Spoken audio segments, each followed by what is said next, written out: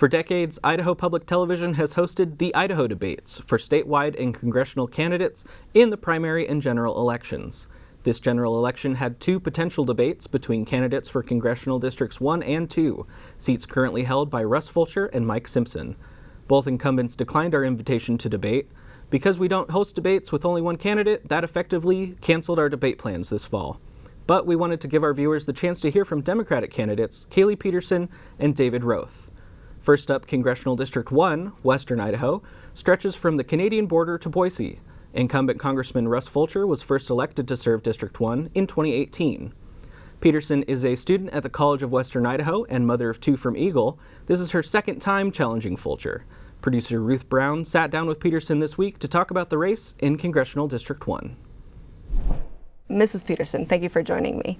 Tell me, why are you running for office? I first got involved in 2022 mainly because 60 to 70% of the races in this state were running uncontested. And to me, that meant that 60 to 70% of elected officials had absolutely no accountability and voters had no choice. So when I first got involved in this race, it was mainly to give voters a choice and to try and hold elected officials accountable. And now that I've run this race for the last 2.5, almost 3 years, I realize there's so much opportunity to really unite rural communities around common sense policies, and that's become my driving mission. What makes, you did run previously, what makes 2024 different than your prior run? It is completely night and day. I think in 2022, I was a first-time unknown candidate running for a federal position.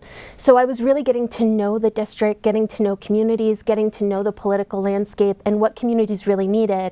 Now we're able to really accomplish different things and to hold Russ Fulcher accountable. We're able to provide different measures for communities that we weren't able to. So what we've been able to accomplish is just so much greater than what we were able to do in 22. If Republicans do retain control of Congress, or if we have a Republican administration, how would you work with folks across the aisle? Oh, absolutely. For me, this entire campaign has been learning how to collaborate with people who might disagree with my policies or my beliefs, people from all different kinds of lifestyles, especially with how diverse the first district can be as far as people's life experience. And so all it's really been about is focusing on the policy. So when we focus on what the issue is and what the policy solutions are, the conversations have been so incredibly meaningful and productive. That's where we really need to get to. Idaho is a conservative state. If the Democrats if the Democrats have majority, how would you represent the majority of a conservative state while being a Democrat? Once again, I find a lot of us talk about Republican and Democrat and the way that we label our party affiliations. And so many of the conversations that I'm having up and down the state aren't about party affiliations. They're really just about policy. And so far, most of the conservative voters that I'm speaking to actually agree with a lot of our policy stances. So for me, it's trying to move past the party politics and trying to score political points by saying a special interest line or a social media soundbite. And it's really just about finding a policy solution to address the really urgent concerns of this community.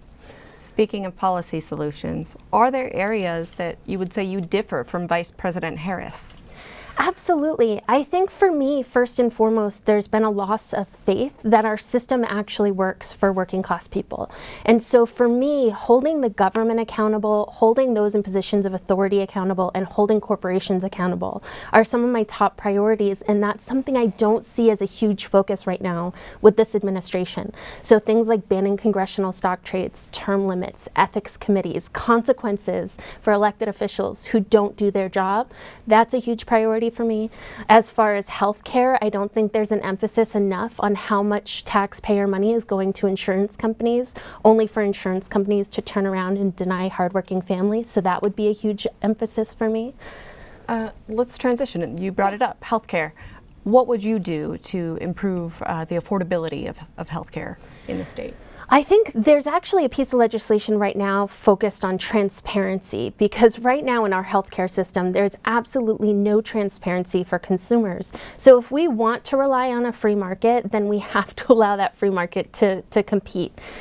But to be honest, what I see are hardworking families that are shelling out hundreds to thousands of dollars each month for insurance companies to not only deny but then dictate what their their solutions, dictating what doctors are doing with their patients. There's actually a lawsuit right now that is suing insurance companies for practicing medicine without a license. So for me, it's about really making sure that insurance companies are not the power holder in these transactions. Let's talk about a different kind of healthcare. You've said one of your top goals is abortion choice, but you live in a state that does have a very conservative legislature. Idahoans continue to overwhelmingly vote for anti-abortion policymakers. How would you balance your beliefs while representing constituents who may not agree with you? I think that's a big problem in our political process is the majority of Idahoans support reproductive freedom. The majority of Idahoans actually agree that the government should not be making these kind of decisions, and a vast majority of us agree that the strict trigger laws that abortion has in place has absolutely destroyed access to health care for Idaho women. And so seeing our legislature continually vote against the interests of the people and the will of the people is really the issue. And running against somebody who is arguing on the Supreme Court steps against the EMTALA ruling that emergency care physicians should not provide life-saving treatment. Somebody who travels up and down the state telling constituents that people like me believe in abortion after birth. This is a huge issue. So it's something that I'm really adamant about because I'm talking to Idaho communities. Should there be a federal law in place, are there concessions that you would make, and are there lines that you would draw as far as exemptions that you believe should be in law regarding abortion? I honestly believe the government should have absolutely no role in making this kind of decision for women. Any step towards progress that we can make, giving women this autonomy back, and also understanding the nuance of these situations. The stories that I've heard up and down the state are devastating, and they're personal, and they're very real for the vast majority of Idaho women. And so trying to bring the government in to deal with these really personal, devastating, and medical decisions is just inappropriate. But I'm always willing to have these conversations. I mean, any step towards progress or compromise that we can get in this state, I think would be a step in the right direction. Let's move to education. You do have plans to improve public schools, but our legislature and each elected in their district allocates that funding, and they might have different views than what you do. Can you tell me about some of your plans? What do you think needs to be done to improve public education? Well, right now at the federal level, there are all these opportunities for funding that we're simply not taking. For instance, earmarked funding. This district brought in $0, and that's taxpayer funded. That's already a part of the budget, so it's not increasing any kind of deficit. But let that alone, I think that the federal government's role in education should be ensuring that every single child in this country has access to a quality education, specifically gearing towards rural communities that might struggle to afford that kind of upkeep and maintenance and teacher pay.